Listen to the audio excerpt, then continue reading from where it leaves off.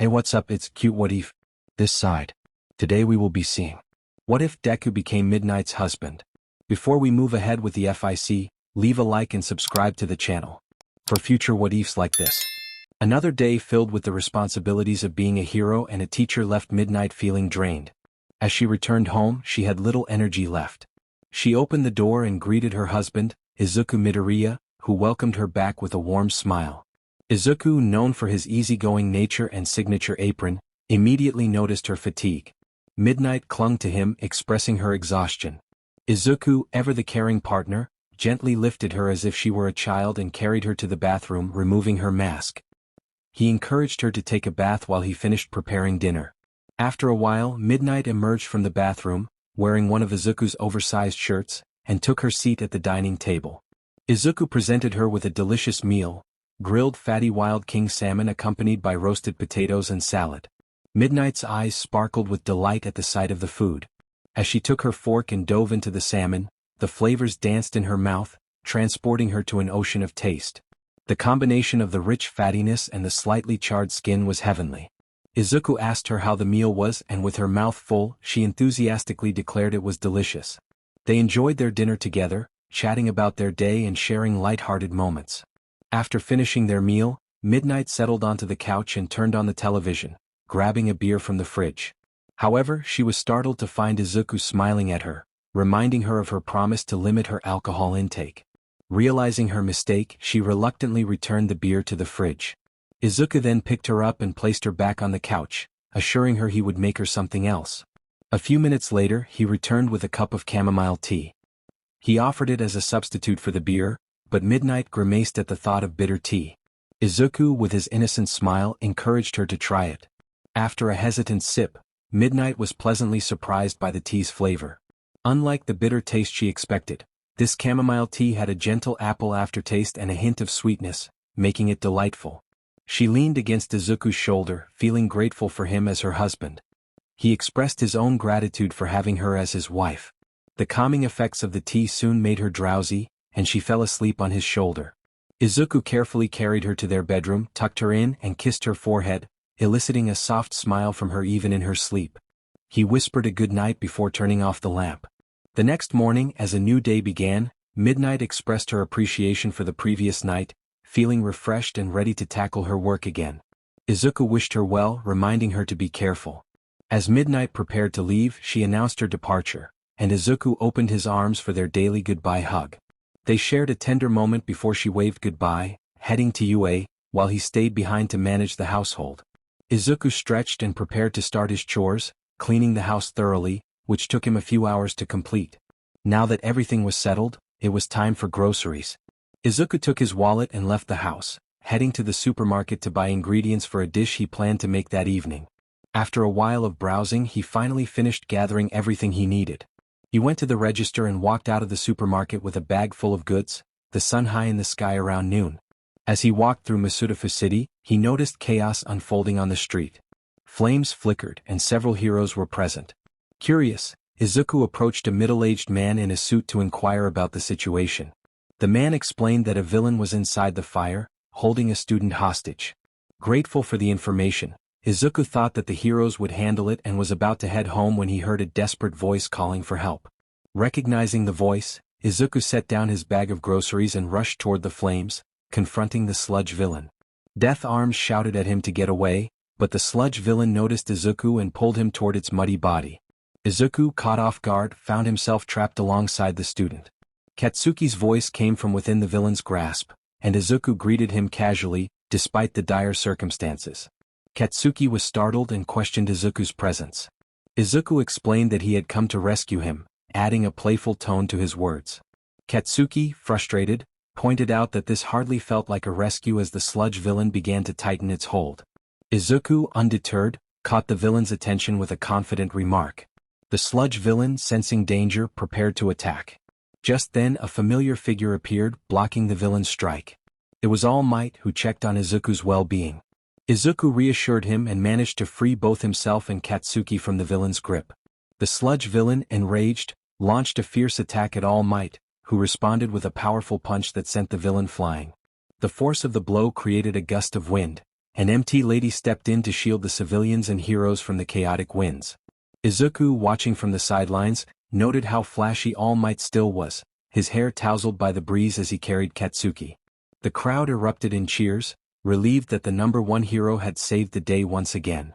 A short while later, Katsuki regained consciousness and found himself in a quiet spot, resting on Izuku's lap. Confused, he asked where he was. Izuku informed him that he had fainted due to the villain's hold and that he had saved him afterward. Katsuki, skeptical, insisted that All Might was the one who rescued them before he lost consciousness. Curious about Katsuki's future plans, Izuku asked if he intended to attend UA. Katsuki declared his ambition to become the number one hero, filled with determination. Izuku then inquired about Katsuki's mother, to which Katsuki responded that she had become even more troublesome after learning about Izuku's marriage. Katsuki then teased Izuku about his new role as a house husband, to which Izuku proudly replied. However, Katsuki pointed out that it meant he was unemployed. Izuku jokingly reacted to this comment, pretending to be wounded. After chatting for a while, Katsuki had to leave for his afternoon class. At that moment, All Might appeared in his slimmer form and asked Izuku if he knew the boy. Izuku explained that he was friends with Katsuki's mother and turned to face All Might, extending his hand. Izuku then mentioned that his groceries had been blown away during the earlier commotion and playfully asked All Might to compensate him. With a sigh, All Might handed Izuku some cash for the lost groceries. Izuku smiled and said he would return to the market to replace what he had lost. As he walked away, All Might looked up at the sky, feeling a sense of relief. He couldn't help but think about how different things might have turned out if Izuku had decided to act sooner without his intervention. Izuku returned to the supermarket to repurchase the items he had lost. Afterward, he decided to head home without any interruptions. On his way, he unexpectedly spotted Midnight, who appeared troubled, surrounded by a group of men with foolish expressions. Izuku approached the crowd and pulled Midnight close to him. He noted the energy of the men surrounding her, with Midnight resting her head against his chest. One of the men, annoyed by Izuku's interference, complained about him minding his own business while grabbing Midnight's arm. However, Izuku swiftly smacked the man's hand away, causing him to wince in pain. Despite the man's persistence, attempting to pull Midnight away again, Izuku continued to fend him off. Frustrated, Izuku finally delivered a firm slap to the man's face. The man, shocked and holding his reddened cheek, yelled in disbelief at Izuku's actions. Midnight savored the moment, feeling protected in Izuku's embrace. Izuku, with a tick mark on his forehead, remarked that he couldn't allow such behavior towards his wife. The men surrounding them were taken aback by his declaration. One of the men, recovering from his surprise, laughed and challenged Izuku's claim, but Izuku remained unfazed and delivered another slap to the man's other cheek. The man, now furious, grabbed Izuku's shirt, but before he could act further, Midnight intervened, pushing his hand away and releasing a sleeping gas that caused the man and his companions to collapse to the ground. Midnight then took Izuku's hand, and together they ran away from the chaos. Once they had put enough distance between themselves and the men, Midnight and Izuku paused to catch their breath. Midnight reflected on how she would have enjoyed the attention from admirers in the past, but now, all she wanted was Izuku's affection. She apologized for dragging him into the situation, and Izuku reassured her that he was just glad she was safe. Overcome with emotion, Midnight embraced Izuku passionately, and he returned the gesture, making them look like a typical couple in love. After a leisurely walk, they finally arrived home, each carrying a side of the grocery bag. As Izuku began unpacking, he asked Midnight why she had come home early. She explained that she had no lessons that afternoon and that her hero duties were being covered by a colleague. She then changed out of her hero costume into more comfortable attire. Izuku suggested that since she had some free time, she could help him prepare dinner, which made Midnight's face light up with excitement. She eagerly joined him in the kitchen, thrilled to have his company as she often struggled to cook alone. Izuku assigned her the task of peeling and chopping vegetables while he prepared the main dish. When she accidentally cut her finger, Izuku immediately rushed to her side, concerned for her well-being. He gently took her hand and treated her wound, applying a bandage to ensure it wouldn't leave a scar. Midnight felt embarrassed for her clumsiness in the kitchen, but Izuku reassured her that it was nothing to apologize for. Their moment together felt romantic until Midnight's stomach growled loudly, causing her to blush in embarrassment. Realizing she hadn't eaten lunch, Izuku promised to whip something up for her. He returned shortly with a plate of food, placing it on the table in the living room. He handed her a spoon, joking that it might not be much, but it would keep her stomach quiet. Midnight playfully hit his shoulder in response, and Izuku chuckled as he returned to the kitchen to continue their dinner preparations.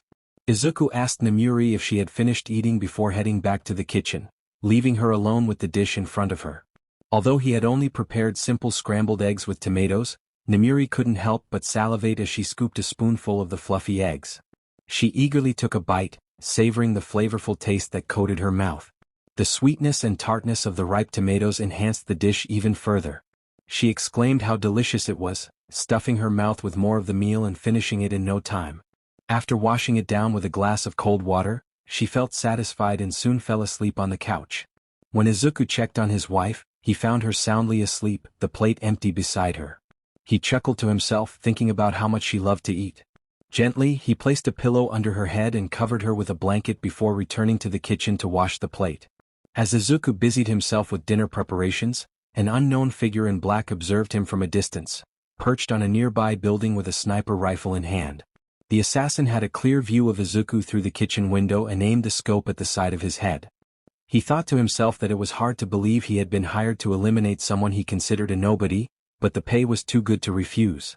With his quirk, point blank, the assassin's accuracy was superhuman, allowing him to take down his targets with a single bullet. He had no personal grudge against Izuku, it was simply a job. As he prepared to fire, he felt confident that this would be an easy kill. The bullet shot forward at lightning speed, piercing through the window. Izuku, sensing something was off, raised his hand instinctively to catch it, but the bullet slipped through the gap between his fingers and struck him at his temple. He winced at the sudden pain, plucking the dented bullet from his skin, which was still warm. Feeling slightly embarrassed, Izuku remarked to himself that he must be getting rusty. He turned his gaze toward the direction of the assassin, who was now trembling in fear at being noticed. The assassin quickly fled, abandoning his weapon, a sign of unprofessionalism for someone of his training. Meanwhile, Izuku was not actually looking for the killer but rather at the window, noting the damage. He commented on how he had just had the window replaced last month and began to cover the hole with duct tape. After disposing of the bullet, he returned to his cooking as if nothing had happened. The fleeing assassin was soon confronted by a woman with a bob cut, dressed in a black suit, accompanied by two imposing men. The killer stumbled back in fear as she demanded to know who had hired him to target Izuku. When he hesitated, she released an aura of intimidation that made him tremble. In a moment of desperation, the assassin pulled out a pistol and fired at her, but she effortlessly sliced the bullet in half with her sword. She informed him that if he wouldn't cooperate, he would no longer be of any use. In a swift motion, she ended his life before he could react, wiping the blade clean with a napkin afterward. She commanded her companions to dispose of the body, ensuring no trace was left behind. Meanwhile, Nemuri awoke to the enticing aroma of curry wafting through the air. Groggily, she made her way to the kitchen to check on Izuku, who was stirring a pot of curry. He greeted her warmly, assuring her that the dish was almost ready. Feeling guilty for not helping, Nemuri apologized, but Izuku reassured her that she needed to rest after her hard work. She expressed her appreciation for his kindness and hugged him from behind, feeling grateful. He asked her to set the table while he finished cooking. Nemuri gathered plates and silverware, scooping rice onto each plate. Soon, Izuku topped the rice with steaming hot curry, presenting her with a dish that made her mouth water. The sight of the glistening white rice mingling with the thick gravy was irresistible. As they prepared to eat, she swallowed hard in anticipation. Taking a spoonful of rice and curry, she delighted in the combination of soft rice and aromatic flavors.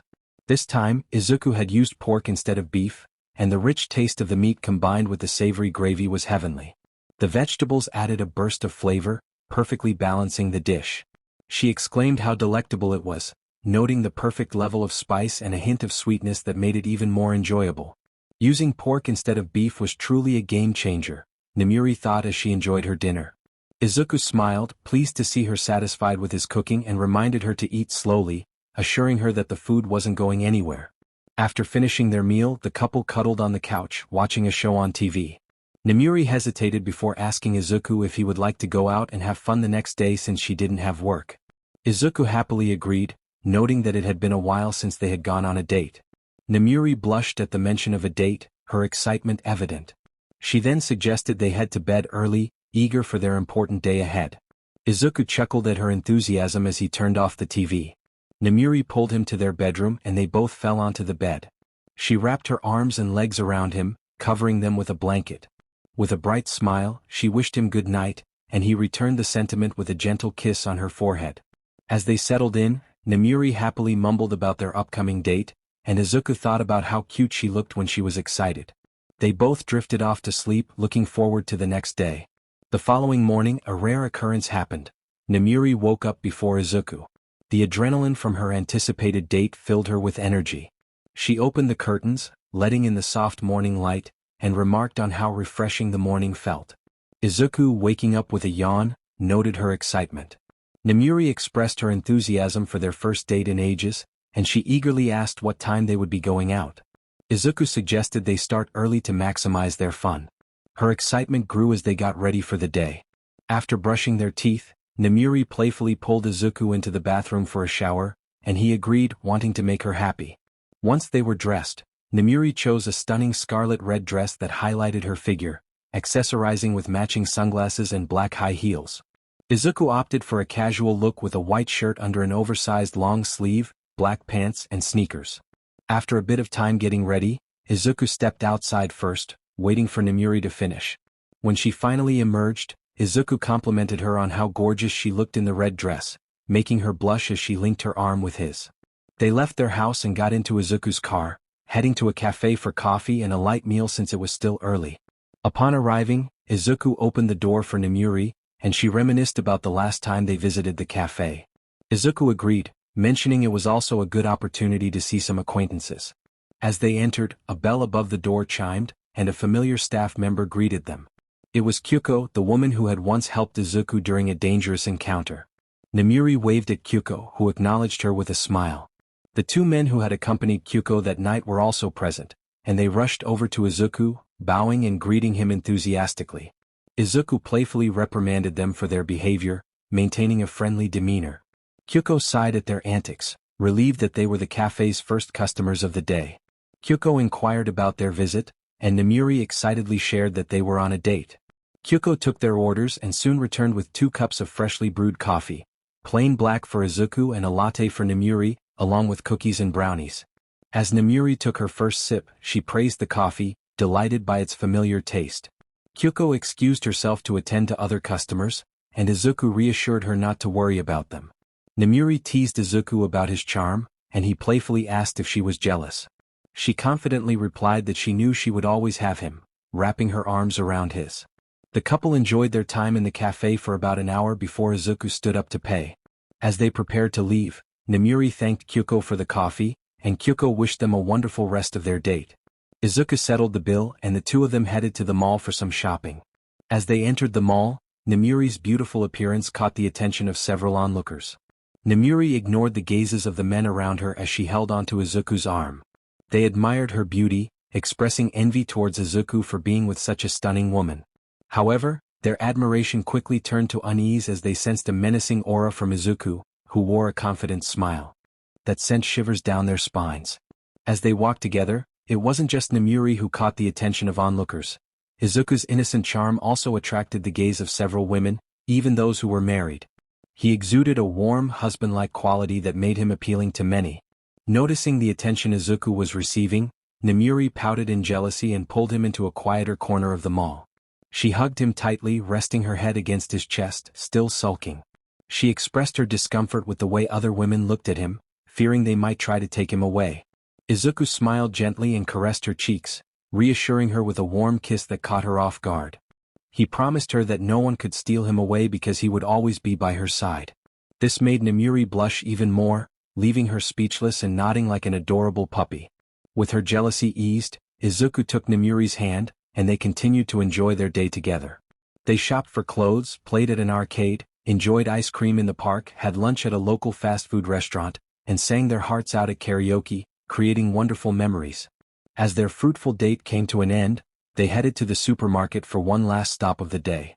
Izuku suggested they pick up some groceries, and Nemuri eagerly declared that she would choose their dinner. As they entered the grocery section, they resembled a parent watching over a child, with Nemuri darting around the aisles, selecting items to fill their cart while Izuku returned the things they likely wouldn't need. An elderly woman nearby commented on how lovely they looked together. After gathering their groceries, Izuku lined up at the counter while Nemuri headed to their car. Just as she was about to get in, she noticed a little girl in ragged clothes running toward an empty alleyway in the distance. Concerned for the child, Nemuri decided to follow her. She found the girl curled up and shivering near a garbage bin, clearly in distress. Worried, Nemuri approached her, noticing the visible wounds and cuts on her body and the dirty, ragged clothes she wore. The girl looked malnourished and unhealthy. When the girl spotted Nemuri, she rushed over and hugged her legs, pleading for help and expressing fear of being taken away. Nemuri's heart ached for the child, and she crouched down to comfort her, feeling anger at whoever could do such a thing to a child.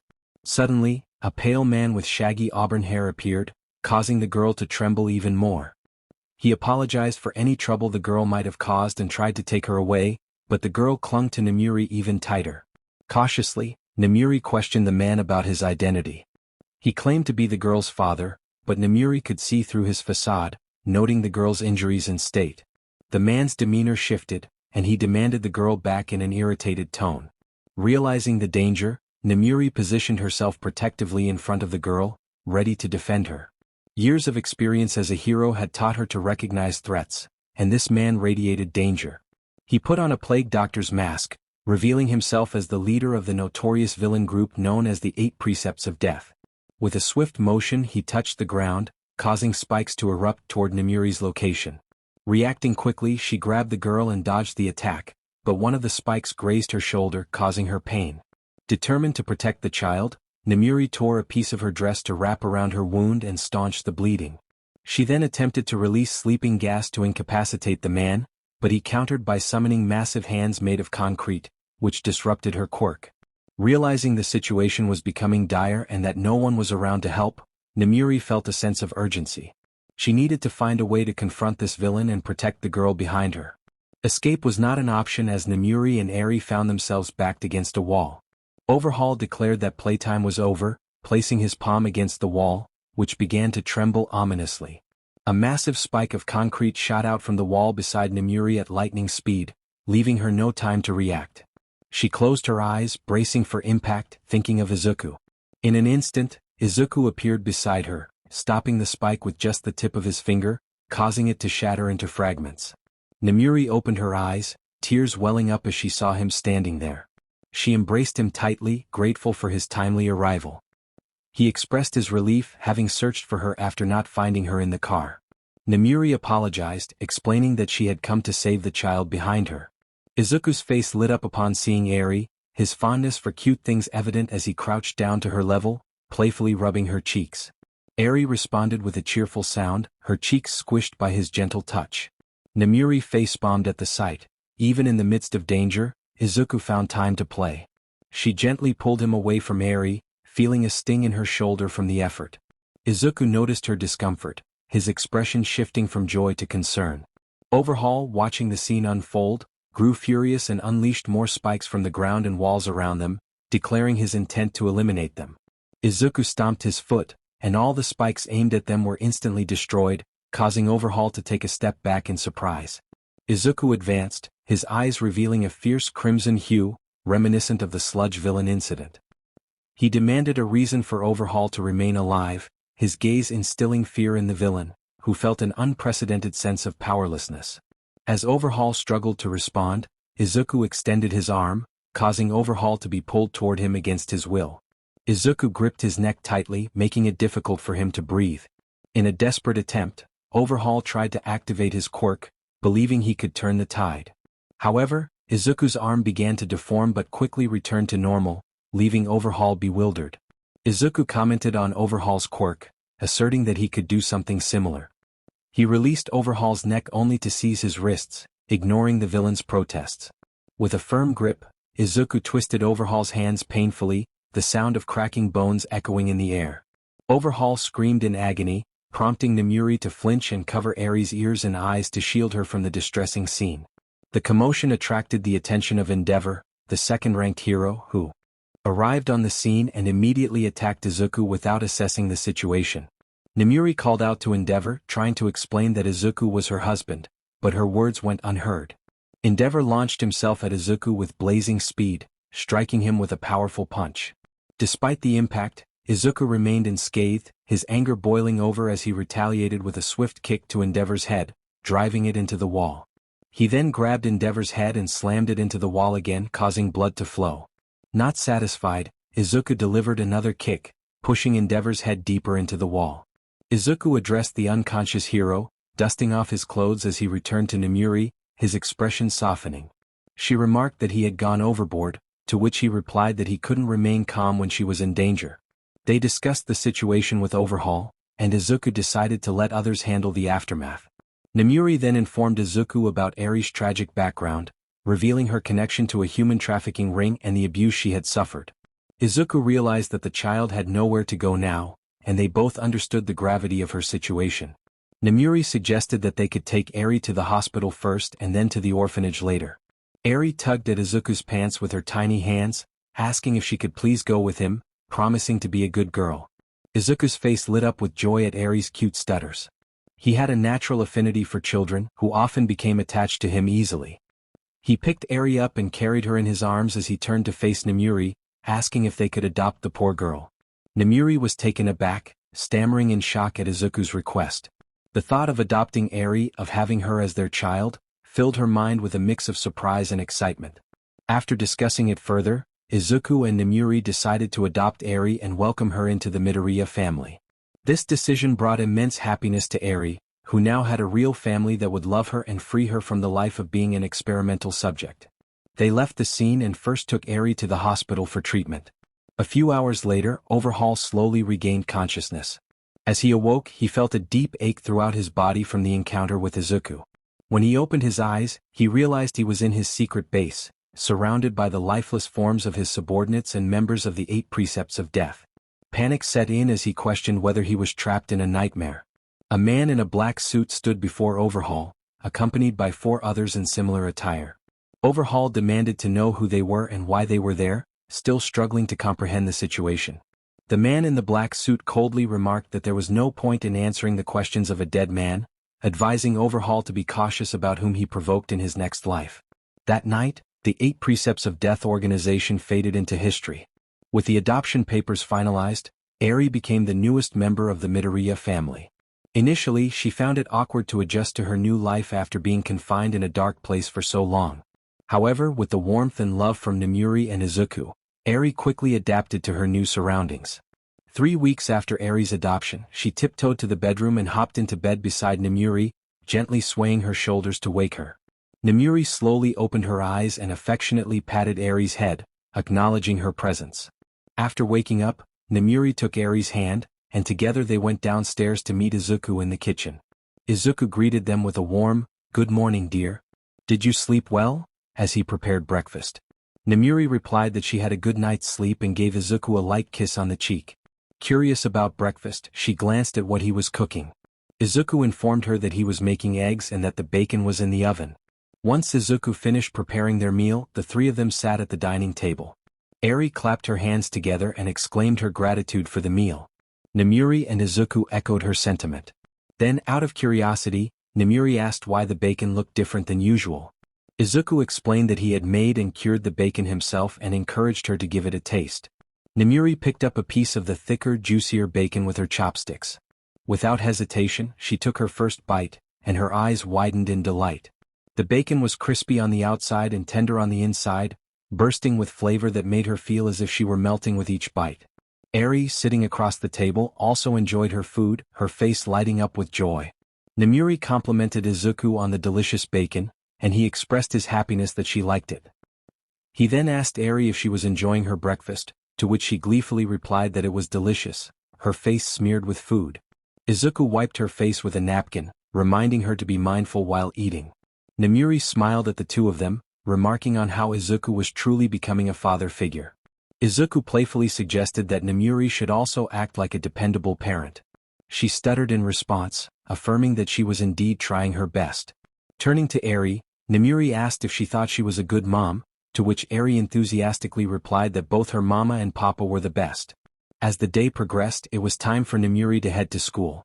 She bid Izuku goodbye with a kiss and reminded Eri to take care. Eri waved as Nemuri left the house. After she departed, Izuku noticed that Nemuri had forgotten her packed lunch. He pondered the situation, stroking his imaginary beard. Eri, noticing her father's concern, asked what was wrong. Izuku explained the predicament and suggested they deliver the lunch to Nemuri at school. Eri, worried that her mama might be hungry, eagerly agreed to go with him. They decided to tidy up the house before leaving, and together they began cleaning, with Eri helping with the minor chores. After that, Izuku helped Eri take a nice bath and dressed her in comfortable clothes he had bought from the children's clothing store. The two then made their way to UA, carrying Nemuri's packed lunch with them. When they arrived, Eri insisted on holding the lunchbox, and Izuku happily obliged. As they approached the building, they caught the attention of many students.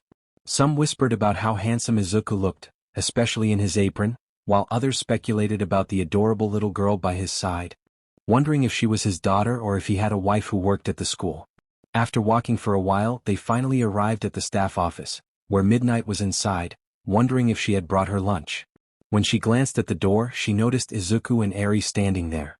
Izuku playfully gave Midnight a light tap on the head, causing her to exclaim in surprise.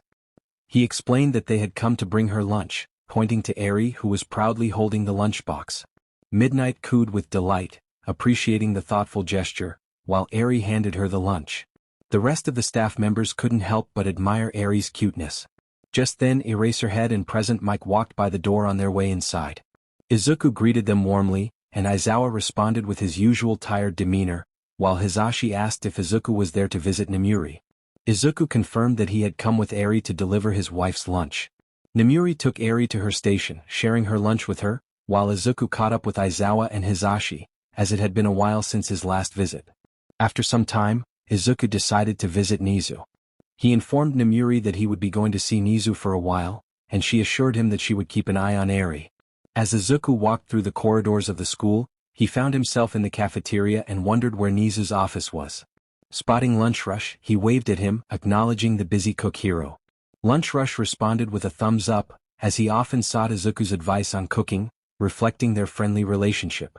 Continuing on his way, Izuku soon arrived at Nizu's office and opened the door, announcing his arrival. "Oh Izuku, what brings you here?" Nizu wondered.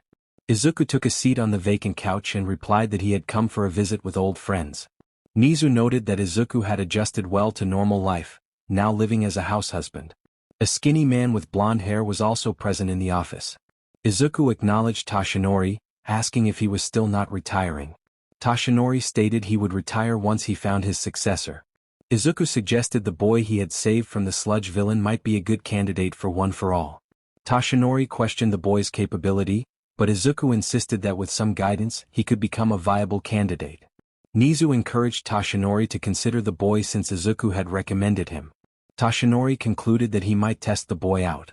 The three of them then caught up on each other's lives. Nizu expressed disbelief that Izuku had married Nemuri. A flashback revealed how Izuku and Nemuri had met 3 years ago during a robbery in a mall in Masudafu City. Villains with dangerous quirks were causing chaos, and Nemuri, along with other heroes, pursued them to protect the civilians. Izuku was about to enjoy his ice cream when a villain, chasing Nemuri, targeted him as a hostage. The villain threatened Izuku, but his attempts to intimidate were ineffective, causing him to feel uneasy. Nemuri, realizing the situation, devised a plan. She approached the villain, subtly tearing her costume to use her quirk. When the opportunity arose, she released her sleeping gas, knocking the villain out.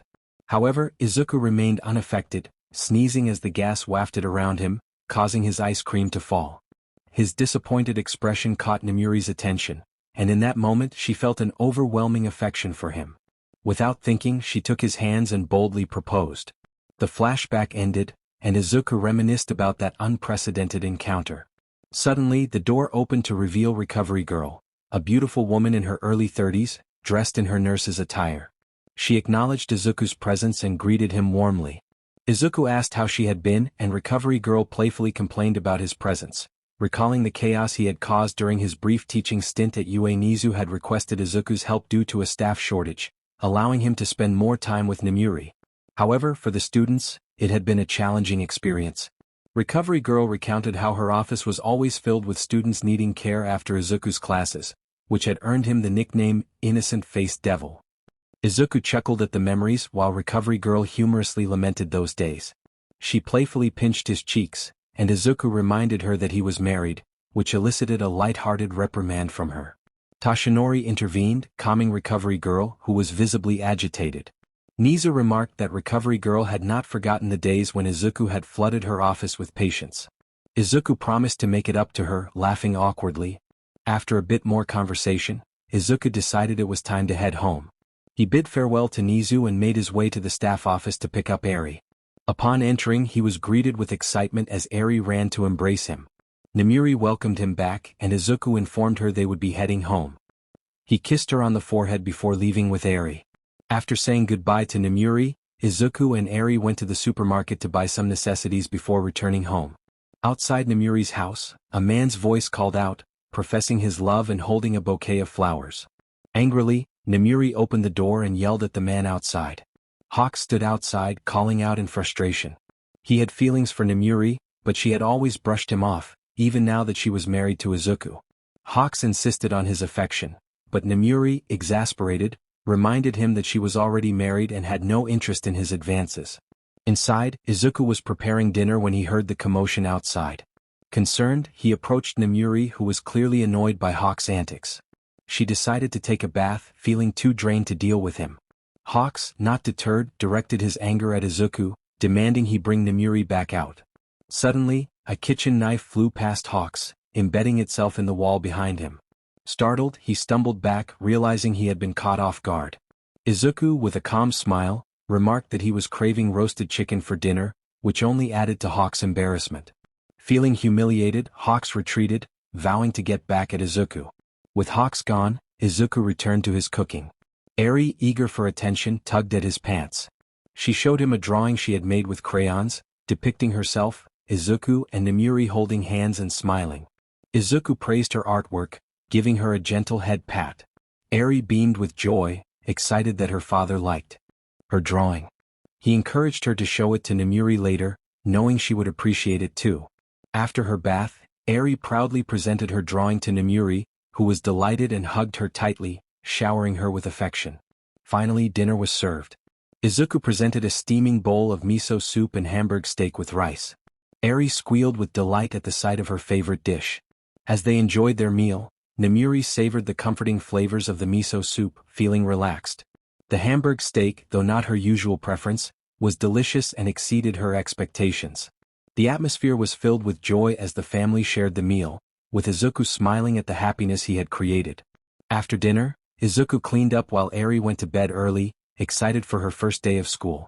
Once the dishes were done, he grabbed some cold drinks and approached Nemuri, who was watching TV. He playfully surprised her with a cold can, causing her to flinch. Amused, he suggested they enjoy a relaxing evening together, knowing she had been working hard. Her eyes lit up with excitement at the idea of unwinding with him. They settled on the couch, opened their drinks and enjoyed each other's company while watching their favorite shows. As they relaxed, Nemuri expressed her happiness about their marriage, and Izuku felt lucky to have such a wonderful partner by his side. And just like that, 10 months had passed, and today was the day of UA's entrance exam.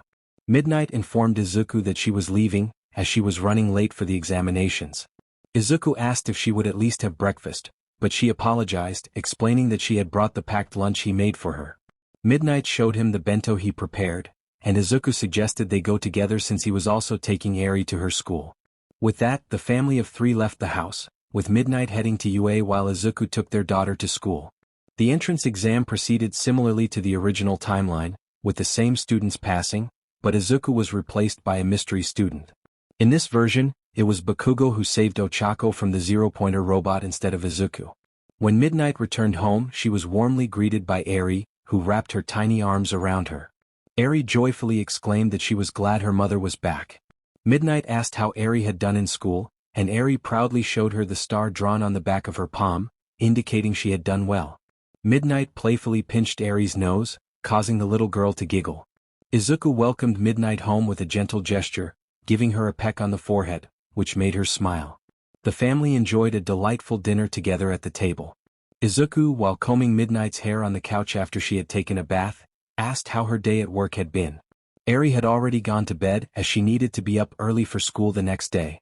Midnight reminisced about her day, mentioning that they had evaluated some promising students, particularly noting Bakugo's impressive strength when he had obliterated the giant zero-pointer robot to save Ochako. Izuku remarked that Bakugo had inherited Toshinori's quirk.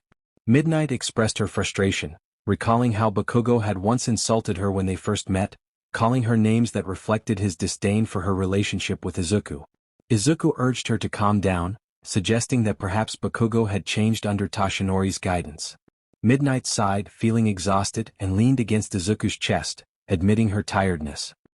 He suggested they go to bed, lifting her in a princess carry, which flustered her. She questioned his actions, but he reassured her that she was light as a feather. Once in their room, Izuku gently placed Midnight on the bed and headed toward the door. She asked where he was going, and he replied that he was going to the kitchen but would be back soon. A few minutes later, he returned with a round tray in hand. Midnight wondered what he had prepared, and he explained that he made warm milk with marshmallows to help her sleep comfortably. Touched by his thoughtfulness, Midnight embraced him lovingly and thanked him. As she took a sip of the warm milk, her eyes widened in delight when she detected a hint of vanilla, confirming her suspicions about the added flavor. She expressed her appreciation, saying it was delicious and that she was already feeling drowsy. After finishing the milk, she soon fell asleep soundly. Izuku smiled as he tucked her in, wishing her a good night and giving her a gentle kiss on the forehead before turning off the lamp. Another day arrived and it was time for Izuku to do the groceries. After stretching his body, he acknowledged that it was time for shopping, especially since Eri was at school and Midnight was at work. He humorously flattered himself, thinking about how wonderful a husband he was. As he picked up his car keys, a thought crossed his mind. It was such a pleasant day that he might as well enjoy a good walk. He decided to leave the keys behind and walk to the supermarket instead. Enjoying the beautiful weather, he remarked to himself that walking on a day like this was quite nice. Upon arriving at the supermarket, he began to consider what he would prepare for dinner that evening, deciding on beef. While browsing the meat section, an employee called out to him. It was an older man who specialized in meats and was one of Izuku's acquaintances. The man greeted him and inquired about his grocery plans. Izuku explained that he was thinking of having beef for dinner and asked for recommendations. The old man suggested they had just received Wagyu beef that day. And let me tell you it's A5, the old man said, showcasing the cut of beef to Izuku. Wagyu ha. Izuku thought, playing with his imaginary beard. Since it's only once in a while, why not let those two have a fancy dinner today? He considered treating his family to high-quality beef for tonight's meal. With that in mind, Izuku bought the beef even though it was on the higher price range. Well, it's going to be money well spent when I prepare this later, he thought. After purchasing other necessary groceries, he treated himself to a delicious, ice-cold ice cream. The taste of mint was just how he liked it. After eating, it was time to head back home. As Izuku walked, he accidentally bumped into a person in a hooded jacket on an empty street. Oh, I'm sorry, he said with a smile, not intending to bump into the stranger. Hey, watch where you're going, old man. The guy growled, staring Izuku dead in the eye. Old man? Izuku thought, scratching his head, considering himself fairly young. Izuku looked back at the kid who had bumped into him. It was none other than Tamura Shigaraki. Izuku immediately noticed the kid's white hair, bloodshot eyes, and very dry lips that looked like they had shrunk. Could this child be malnourished? He wondered. Look, old man. I'm pretty upset right now and you just had to ruin my day even more. Shigaraki cursed. My. At a rebellious stage now, are we? That's cute, Izuku replied. Shigaraki then pulled on Izuku's arm, causing him to drop the groceries he was carrying. Could you die for me? Shigaraki asked, gripping Izuku's arm tightly. What could you possibly mean by that? Izuku wondered, but his question was cut short when he felt his arm begin to decay under Shigaraki's grip. My arm is being decayed. Such a fascinating quirk, he thought, remaining calm despite the situation. Why do you still have that stupid face even though you're about to die? Shigaraki growled in frustration. I don't think I've done anything to you to deserve this. Besides, isn't using a quirk prohibited without permission? Izuku replied, only making Shigaraki angrier. Maybe I'll go after your loved ones next to wipe that stupid look off your face. Shigaraki yelled. Upon hearing this, the air around Izuku suddenly changed, feeling heavy for Shigaraki. What's happening? Shigaraki stuttered, struggling to breathe. Izuku then used his decaying hand to grip Shigaraki's arm as well. His shrunken hand quickly returned to normal, gripping Shigaraki's arm tightly. Say it again, Izuku said, looking directly at Shigaraki with his crimson red eyes, emanating a menacing aura. What? Cat got your tongue? With Shigaraki silent, Izuku gripped his arm with such force that it felt like it might break. Shigaraki let out a cry of pain. Without warning, Izuku grabbed Shigaraki by the neck and slammed him against a nearby wall, lifting him while applying pressure. Izuku then looked at Shigaraki with a terrifying gaze that made Shigaraki shiver in fear, on the verge of tears. "Say that to my face again? I dare you. I dare you to say that in front of my face again." This was the first time Shigaraki experienced true fear. The kind of oppression he felt was something he had never encountered before, not even from his powerful master, All for One. The figure before Shigaraki seemed more like a grim reaper than a human. "I'm sorry," were the words that unexpectedly escaped Shigaraki's lips, tears streaming down his face. He never imagined he would utter such pitiful words to plead for his life. Izuku, with a hint of surprise, released Shigaraki, who slumped to the ground unconscious. The menacing aura surrounding Izuku vanished, and he returned to his usual self as if nothing had happened. "I've done it again, I really need to control my temper," he murmured to himself, resting his cheek on his palm. After a short while, Shigaraki slowly regained consciousness, and the first thing he saw was Izuku's face. "Thank goodness you're still alive. It would have been troubling if you hadn't woken up," Izuku said, clapping his hands in delight. Fear enveloped Shigaraki once more. Without realizing it, his body moved on its own, and he fled as fast as he could. "I need to get away from that monster," he thought, his face as pale as a sheet. "Am I really that scary?" Izuku wondered as he watched Shigaraki escape. With that, Izuku hurried home to prepare dinner. Before he began cooking, he needed to pick up Eri from school as it was nearly time for her to finish. "It's already 4 o'clock. I should check on Eri," Izuku thought as he drove to his little girl's school. "Papa!" Eri exclaimed, running toward him as he waited outside. "Did you have fun, dear?" he asked as he lifted her into his arms. "Yeah. I made even more friends and Shin is really nice to me," Eri replied, beaming. The name Shin echoed in Izuku's mind as soon as he heard it. "Eri, do you get along well with this Shin?" he asked, concern creeping into his voice. "Yes, I like him a lot," Eri said, her smile radiating warmth. Izuku felt his heart sink. "Maybe I'll meet this Shin boy you're talking about sooner or later," he said with a smile as he placed Eri in the car. They drove home together. In the kitchen, after tending to Eri, Izuku finally began cooking. How should I prepare this beef?" he pondered. He decided on a plan, reaching for a pan and placing it on the stove over medium heat. While the pan heated, he chopped some garlic and sliced a moderate portion of beef into bite-sized pieces. Once the pan was ready, he added oil and sautéed the garlic before adding the beef slices, seasoning them with salt and pepper as they seared. As the beef cooked, Izuku added leftover rice, seasoning it with soy sauce, pepper, and oyster sauce. He mixed everything together and added diced carrots and peas for nutrition. Just before finishing, he tossed and chopped scallions for aroma and a pleasing appearance. The steak fried rice was finally complete. Izuku refrigerated the leftover beef, planning to prepare it the next day. As he set the dinner table, Eri walked in, drawn by the delicious aroma. "It smells good, Papa," she said, inhaling the delightful scent of the dish. "Are you hungry, dear? Let's wait for Mama and eat together, okay?" Izuku replied. "Okay." Moments later, the door opened, revealing Midnight. "I'm home," she said, her voice slightly tired after a long day at work. "Mama?" Eri exclaimed, jumping into Nemuri's arms. "Eri, how was your day?" Nemuri asked, showering Eri with kisses. "It was great." Eri giggled. Eri then dashed to the kitchen to wash her hands in preparation for dinner. "Welcome home, dear," Izuku greeted, giving Nemuri a quick kiss. "Do you want to have dinner first or take a bath?" he began, but his monologue was interrupted when Eri called out. "Papa, Mama, let's eat. I'm hungry." "Coming, dear," Izuku replied as they all gathered at the table for dinner. Eri dug in first, and as soon as she took her first bite, her eyes sparkled with delight. "It's so delicious," she mumbled, savoring the tender beef. Nemuri, curious about Eri's reaction, took a bite herself and was pleasantly surprised to feel the same joy. "Aizu, is this?" "Yes, it's Wagyu," Izuku confirmed. "But it's expensive," Nemuri remarked. "Don't worry, it's my treat. It's a special occasion and the main course is for tomorrow's breakfast." He winked. Nemuri smiled, feeling incredibly lucky to have such a wonderful husband.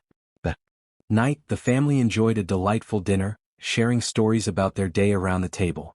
Chapter end. Aizawa, already in rough shape alongside 13, urgently instructed Midnight to protect the children at all costs. Midnight's thoughts were solely focused on keeping the students safe, especially Izuku. Earlier that day, Midnight had told Izuku she was heading to work, and he had given her a goodbye kiss, promising to see her later. With the start of a new day, Eri had already been sent to school. While Izuku was vacuuming the floor, a sudden phone call interrupted him. He answered, greeting the caller from the Midoriya residence. The voice on the other end identified itself as Nizu, who apologized for the interruption. Nizu informed Izuku that the League of Villains was beginning to make their move. Although it seemed like a trivial matter, Nizu expressed the urgent need for Izuku's help, especially with All Might not at his best. Izuku reflected on the situation, acknowledging that the future symbol of hope still had a long way to go in mastering One for All. Nizu then requested Izuku to come to his office for a more in-depth discussion. With nothing else planned for the day, Izuku agreed and drove to UA, where he found a commotion upon his arrival. Rushing to Nizu's office, Izuku asked what had happened. Nizu, looking troubled, revealed that the League of Villains had attacked USJ. Ida, who was also present, confirmed that All Might and the other available heroes had rushed to the scene after he reported the incident. Izuku expressed confidence that All Might could handle the situation, but Nizu's troubled expression deepened. He leaned closer to Izuku and whispered that the situation was more dire than they had anticipated, especially since Midnight was also present and struggling to hold on. A heavy atmosphere enveloped Izuku, and the fear radiating from Nizu and Ida was palpable. Determined, Izuku declared he was heading to the scene. Nizu, startled by Izuku's intense gaze, cautioned him to avoid causing destruction. Izuku assured him he would try, and in an instant he vanished, leaving only scorched marks on the floor. Nizu slumped down, relieved, while Ida, finally able to breathe normally, asked who Izuku was. Nizu advised him not to dwell on it for his own good and suggested hoping the villains would emerge unscathed. At USJ, All Might was exhausted and on the brink of defeat, yet he continued to fight against the formidable Nomu. Their clashes generated powerful winds that swept across the area, momentarily filling the students with hope. However, that hope shattered when All Might fell, plunging them back into despair. Shigaraki, frustrated by his previous encounter with Izuku, commanded the Nomu to finish All Might. Just as the Nomu was about to strike the final blow, Bakugo charged in to protect All Might. Midnight shouted for him to retreat, but Bakugo, determined, declared he would fight the Nomu no matter the cost, even as fear gripped him. Shigaraki ordered the Nomu to eliminate Bakugo, who felt powerless against the monstrous foe. As the Nomu swung its massive fists, Bakugo closed his eyes, bracing for impact. A familiar voice echoed in his mind, reminding him to keep his eyes open during an attack. Slowly he opened his eyes to see Izuku standing before him, halting the Nomu's assault with his palm. Bakugo, surprised, fell back in shock, while Midnight cried out for Izuku from a distance. Izuku offered her a reassuring smile, promising everything would be all right. Shigaraki, witnessing this, felt a wave of fear wash over him as he instinctively stepped back. Izuku's intense gaze locked onto Shigaraki, and he demanded to know if he was responsible for the chaos. Shigaraki, sweating and trembling, questioned why Izuku was there. Izuku instructed Bakugo to join their classmates while he handled the situation, and despite Bakugo's protests, he ran to safety at Izuku's gentle insistence. Surveying the chaotic scene, Izuku noted the dire circumstances. The students were terrified, Aizawa and 13 were severely injured, and All Might had been defeated. The Nomu, enraged, shook off Izuku's hand and stepped back, its demeanor shifting. Kurogiri observed the situation, noting how strange it was for someone to remain so calm in such chaos. Shigaraki, feeling threatened, muttered that Izuku was a dangerous cheat. However, he reminded himself that even with Izuku's strength, the Nomu was still a formidable opponent capable of defeating All Might. Chapter End. Shigaraki ordered the Nomu to attack Izuku, who charged forward with incredible speed, intent on overpowering him. Izuku found the situation increasingly frustrating. He leaped from the ground and slammed the Nomu's head down, forcing it against the floor. The students cheered at the display of strength, but their excitement quickly faded when the headless Nomu rose again, its head regenerating. Shigaraki shouted that it would take more than that to defeat the Nomu. Kurogiri analyzed the situation, recognizing the danger posed by Shigaraki, who could easily crush the Nomu's head while All Might struggled to make an impact. Izuku scowled at the Nomu, feeling his patience wearing thin. He clenched his fist, preparing for a powerful strike. Fiery, scale-like patterns emerged on his arms and neck, culminating in a single horn on his forehead, giving him a dragon-like appearance and revealing his blood-red eyes. Midnight hurriedly instructed the students to hide behind the bus for safety, gathering the injured heroes and students for protection. Ochako asked who Midnight was referring to, and she revealed that the person in question was her husband. The students were taken aback except for Bakugo, who already knew. Izuku unleashed a devastating punch to the Nomu's chest, causing the ground to tremble as if an earthquake had struck. The Nomu's body disintegrated, leaving only a pair of legs that soon crumbled away. The villains were left in shock, realizing their plan to defeat All Might had failed. Shigaraki trembled, unable to comprehend what had just happened. Izuku returned to his normal form and playfully tossed a pebble at All Might's forehead, prompting him to complain about still being human. Izuku teased him, questioning if that meant he wasn't human himself. Kurogiri urged Shigaraki to retreat, knowing they needed to escape given the overwhelming odds against them. Shigaraki overheard their conversation and demanded to know Izuku's connection to Nana. Suddenly he was pulled toward Izuku, who gripped his neck. Kurogiri called out Shigaraki's name in alarm. Izuku pressed for answers about how Shigaraki knew Nana, and All Might quietly revealed that Shigaraki was her grandchild. Izuku was taken aback, releasing Shigaraki, who gasped for air. Shigaraki, still recovering, demanded to know how Izuku was connected to Nana. Izuku hesitated, unsure of how to respond, but All Might clarified that Izuku was an acquaintance of Nana from the past. Just as Shigaraki was about to speak again, a portal opened beside him, and Kurogiri pulled him in, cutting off their conversation. The villains managed to escape, but the remaining ones were captured when the heroes arrived. With the villains apprehended and the students safe, the invasion was thwarted with minimal casualties. The students and teachers involved were allowed to go home and rest after the unexpected ordeal. At the Midoriya household, Izuku gently laid Nemuri on their bed after she had washed up and he had tended to her minor injuries. He encouraged her to rest, knowing she must be exhausted. As he prepared to leave, Nemuri grasped his hand and asked him to stay with her until she fell asleep. Izuku agreed, lying beside her and kissing her forehead before embracing her. Nemuri gradually drifted off, leaning against Izuku's chest as he stayed by her side. While they slept, Izuku was awakened by Nemuri's troubled murmurs, indicating she was having nightmares about the earlier incident. He whispered comforting words, assuring her that as long as he was there, nothing bad would happen. His soothing presence calmed her and her mumbling ceased. Quietly, Izuku got out of bed, leaving Nemuri to sleep peacefully. He went to the kitchen and retrieved a large pot from the cabinet, ready to prepare a meal.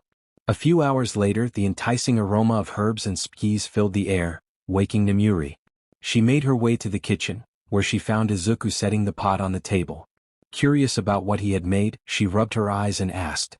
Izuku invited her to look for herself as he lifted the lid. Her eyes brightened at the sight of her favorite dish, whole-boiled chicken. The delightful smell amazed her and she complimented Izuku. He suggested she relax in the living room while he finished preparing the meal. As she settled in, Izuku carved pieces of chicken and placed them on a plate, then heated chicken stock in a pan. He mixed in rice with the stock, continuing to prepare a delicious meal for her to enjoy. To fancy things up, Izuku added black pepper, diced carrots and chopped scallions. After the dish cooked, he placed the chicken rice neatly beside the sliced chicken BRST and brought it to Nemuri. He hoped she would like it. Nemuri's eyes lit up as she took in the presentation. As soon as she took a bite, tears welled up in her eyes. Izuku, concerned, asked if she didn't like it. She quickly reassured him that it was delicious, explaining that it reminded her of the very first meal he had ever cooked for her. Izuku promised he would make it for her as many times as she wanted, giving her the warmest smile he could muster to ease her emotions. With a glance at the clock, Izuku realized it was time to fetch Eri from school. Nemuri urged him to be careful, and he assured her he would. Upon arriving home, Eri rushed toward Nemuri, her face streaked with tears. She hugged her mother tightly, crying out in distress. Nemuri, filled with concern, asked what had happened. Eri explained that her father had said her mother had a tough day at work. Nemuri smiled softly as she embraced her daughter, comforting her. Eri asked if her mother was sad, and Nemuri replied that knowing Eri was worried made her feel better. Eri's eyes brightened at this revelation, and Izuku lifted her up, wiping away her tears. Eri cheered, thrilled that she had made her mother happy. With the worries settled, the Midoriya family gathered around the table, enjoying a warm dinner filled with smiles and laughter. The cafe's hanging doorbell chimed as Izuku entered. He took a seat at the counter where Kyuko greeted him in a low voice. He requested her assistance with a matter that needed cleaning up. Kyuko, apologizing for a previous incident, expressed her regret that they hadn't been able to protect Nemuri during a villain's invasion. Izuku reassured her that it was all right, grateful for her continued support. As they discussed his request, Kyuko and her companions Edward and Eddie offered their help. However, Izuku insisted on handling the situation himself, feeling it was only right to confront those who had threatened his wife. Kyuko understood his determination. After their conversation, Izuku left for the supermarket as usual. Edward teased Kyuko about her feelings for their boss, but she quickly silenced him with a sharp remark. Later that night, after the family had enjoyed a fulfilling dinner, they settled in for the night under the moonlight. While Eri and Nemuri slept soundly, Izuku was wide awake, preparing to address the matters at hand. He donned a suit he never expected to wear again, memories flooding back as a determined expression crossed his face. Izuku made his way to a large, abandoned storehouse, where Kyuko and her companions awaited him. They had gathered former members of the association, who greeted him with respect. Kyuko informed him that they had uncovered the location of the League of Villains hideout, handing him a device that revealed their location. Izuku, ready to take action, led the way. Meanwhile, at the League of Villains headquarters, tensions flared between Dabi and Shigaraki as they argued about a recent failure. Their confrontation was interrupted when Izuku and his group arrived, swiftly taking control of the situation. As they moved through the base, Izuku encountered a villain who was caught off guard. The villain, mocking Izuku, approached him but quickly learned the gravity of his mistake. Kyuko acted swiftly, neutralizing the threat before it could escalate further. As the commotion outside continued, Shigaraki and Dabi's argument was cut short by the news of an attack. The atmosphere shifted as they prepared to face the incoming threat. And their numbers are comparable to ours, the villain panicked. This only fueled Shigaraki's anger as he seized the villain by the neck and activated his quirk, causing the villain to disintegrate. Shigaraki growled, calling him a coward. Shigaraki and the rest of the main group stepped outside to assess the situation. Upon exiting, they spotted several men in black suits advancing toward them. Kyuko declared her loyalty, stating they were at his command. Izuku commanded everyone to eliminate all enemies without leaving any behind, and the men behind him charged toward the League of Villains base. Kurogiri warned everyone to prepare for the attack as the villains engaged. The resistance from the villains proved futile as Izuku's subordinates overwhelmed them effortlessly. Izuku felt exhilarated, his body ablaze with excitement as he watched his subordinates take down the villains. A fierce battle unfolded, with Izuku's team dismantling the villains. However, the sheer number of enemies and the presence of some strong opponents made it a challenging fight for Izuku's group. Amidst the chaos, Stain slipped past the enemy and rushed toward Izuku, aiming to take him out first. He reasoned that if he eliminated the leader, the rest would retreat. Kyuko intervened, blocking Stain's blade with her sword. Stain was surprised to encounter such a skilled swordswoman.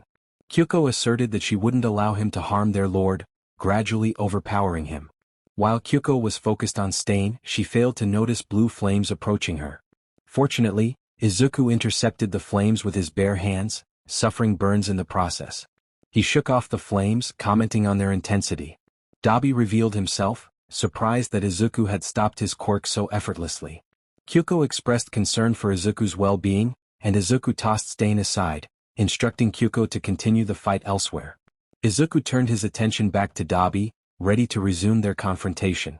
Dabi launched a powerful punch engulfed in blue flames, but Izuku blocked it with ease, teasing Dabi about his manners. Dabi shouted in frustration and attempted to kick Izuku, but Izuku dodged and countered with a punch to Dabi's solar plexus, causing him to wince in pain. The fight escalated as Izuku seized Dabi's arms and delivered a headbutt, causing significant damage. He followed up with a knee strike to Dabi's abdomen, inflicting intense pain. The one-sided battle continued as Dabi struggled to defend himself, but Izuku's skill proved overwhelming. Eventually, Dabi slumped to the ground, thoroughly beaten. Izuku remarked that Dabi was rather boring and delivered a powerful kick that sent him crashing into a nearby tree. A loud yell drew Izuku's attention, and he saw Muscular charging at him with incredible speed. Izuku recalled a similar encounter from the Nomu incident. Just as Muscular was about to collide with Izuku, he was halted by two enormous figures, Edward and Eddie, who were even larger than him despite Muscular's augmented muscles. They taunted him, stating they would play with him, and delivered a devastating punch to his gut. The force propelled Muscular backward, but the two held on, relentlessly striking his abdomen with their powerful fists. For the first time, Muscular felt completely overwhelmed. The sheer strength of Edward and Eddie surpassed anything he could withstand, even with his high defenses. They took turns battering him, reducing the once proud villain to a mere punching bag. As the battle raged on, a figure landed in the center of the chaos, shaking the ground. Shigaraki exclaimed upon seeing All for One, who commented on the audacity of the attack on his domain. With AFO's arrival, the villains rallied, overpowering Izuku's subordinates. Muscular, in a pitiful state, stammered that they were all doomed now that their leader was present. Izuku approached Muscular, questioning him about the plan to invade USJ. Muscular revealed their intention to eliminate All Might and everyone dear to Izuku. In response, Izuku crushed Muscular's head underfoot, declaring that he intended for them all to be buried there. Izuku's demeanor shifted as he emitted a terrifying aura of dread and malevolence, surrounded by dark energy. Black wings sprouted from his back as he ascended into the air, surveying the battlefield below. This transformation was starkly different from his previous display of fiery energy during the USJ incident. Now he radiated an endless darkness. Kyuko, noticing the change from a distance, quickly warned Izuku's subordinates through their earpieces to retreat. As they fled the battlefield, Kyuko also withdrew after dispatching Stain. Izuku pointed his arm downward, opening his palm as a swirling gust of dark energy gathered. The energy coalesced into a small sphere which he prepared to unleash. With a final farewell, Izuku fired the sphere like a beam. Moments later, the impact obliterated the area, turning everything around it to ash. Even with the immense destructive force unleashed by Izuku, it was astonishing to him that someone could survive such an attack. He observed AFO still standing in the center of the massive crater created by his blast. Izuku flew towards AFO, who, despite having half his body damaged from Izuku's powerful strike, was slowly regenerating. AFO questioned why Izuku was doing this, expressing disbelief at the existence of someone as powerful as him. Izuku replied that AFO had harmed his loved ones and that he needed to stop talking since a dead man didn't need to know much. He began channeling another powerful blast. AFO, determined not to go down without a fight, declared he would battle Izuku to the end. Izuku, however, retracted his energy, stating he wouldn't fight AFO. He explained that a fight implies mutual blows, and he intended to end AFO's life, which wouldn't qualify as a fight. Suddenly, vines erupted from the ground, immobilizing Izuku. FO, fueled by anger, blinked towards him and delivered a powerful punch, sending Izuku crashing into the ground. As AFO continued to strike, Izuku remained unfazed, muttering about AFO's weakness. FO felt a tingling sense of danger and distanced himself from Izuku, who slowly rose and scathed. FO was bewildered, questioning why he felt fear. In recognition of AFO's courage to confront him, Izuku decided to grant him a noble end. He called out to Kyuko, who appeared with a briefcase containing Izuku's most treasured possession, a kitchen knife chosen by Eri during a shopping trip for kitchen tools. With confidence, Izuku declared that he would end AFO's life with the knife. His subordinates, watching the scene unfold, couldn't help but chuckle at their leader's antics. FO, furious, demanded to know how much longer Izuku would mock him. Izuku began his grim task, methodically slicing off AFO's limbs.